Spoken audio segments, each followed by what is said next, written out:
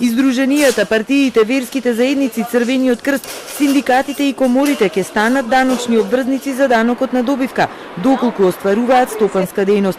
Министерството за финансии подготвува измени на овој закон, веќе поставени на платформата ЕНЕР, а треба да се применуваат од следната година. Со нив се определува како и колкав данок ќе плаќаат непрофитните организации.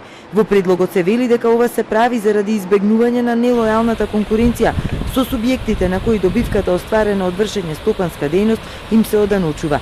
Од финансии за Телма тврдат дека овие измени се целосно на барање на невладиниот сектор за даночењето да не се врши произволно, врз основа на толкување на даночните работници, туку да биде прецизно одредено за приходи од стопанска дејност.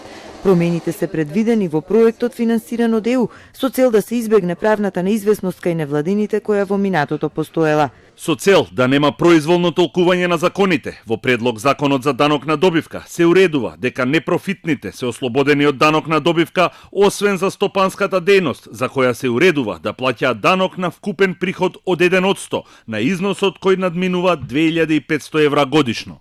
Во измените кои се предлагаат стои дека невладините не се обврзници на данокот за заработките од членарини, доброволни прилози, донации и подароци. Добивката пак која е остварена од стопанска дејност е регулирано да се даночи. Например, тоа е приходот од издавање на простории под закуп ако вршат комерцијални обуки. Граѓанските здруженија затечени, но велат, прво ќе се консултираат со финансии за да се изнајде најдобро решение, па ќе ги кажат своите препораки.